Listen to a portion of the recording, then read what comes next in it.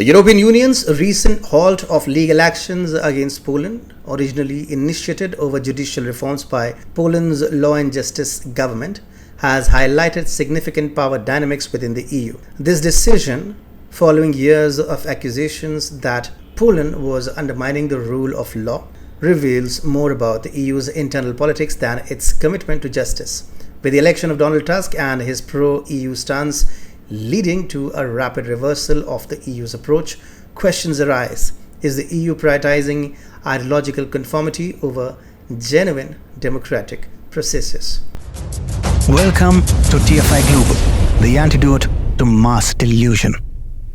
The European Union's recent decision to drop its legal proceedings against Poland is not a testament to justice or reconciliation. It's a glaring demonstration of the EU's manipulative power dynamics steeped in ideological warfare.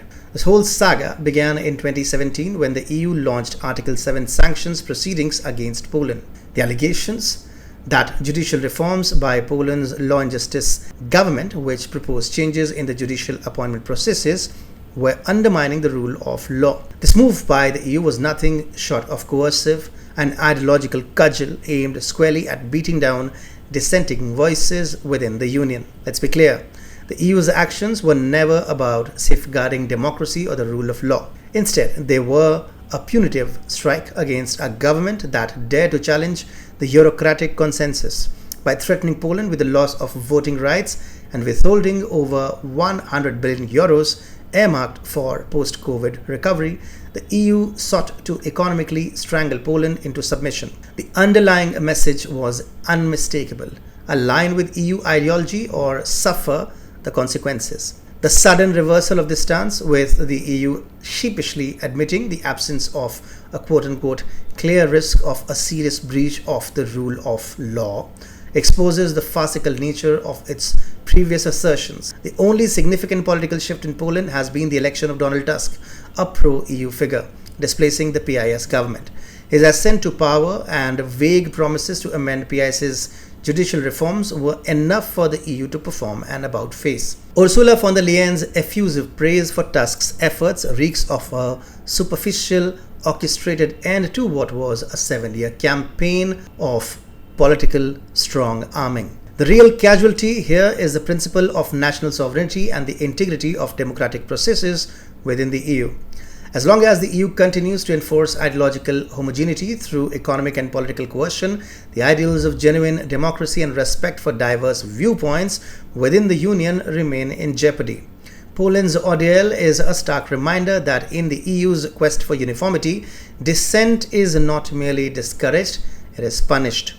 The European Union's recent actions reveal a stark hypocrisy and a relentless pursuit of ideological domination, all under the guise of maintaining the rule of law. With the change in Poland's government from PIS to Tusk, the EU's tactics have become glaringly obvious. The swift release of 137 billion euros previously frozen under Article 7 dispute immediately following Tusk's rise to power is nothing short of a bribe for compliance. This massive financial incentive, which included a 6.3 billion euros installment last month, sends a chilling message across the EU. Conform to Brussels' political demands or face severe economic repercussions. The financial strong-arming is a part of a broader, more cynical strategy. When the new government, aligned with EU interests, took steps that should have sparked outrage, like the sacking of top court judges and the aggressive purging of media and cultural institutions, there was nothing but silence from Brussels. Actions that were condemned under PIS are now overlooked or outright supported under Tusk, revealing a double standard that prioritizes political alignment over genuine legal principles.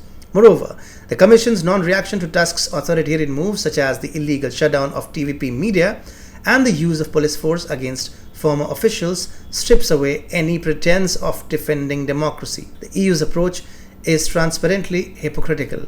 Judicial independence and media freedom are only upheld when they serve Brussels' interests. The behavior is emblematic of the EU's neocolonial attitude, using economic leverage and selective enforcement of rules to control member states. The EU, under the guise of uniformity and legality, is enforcing a regime of ideological submission. As long as the leadership of a member state is willing to toe the line, it appears they can bend the rule of law to their liking with impunity. This is not the union of equal partners it claims to be, but an empire enforcing its will on vassal states.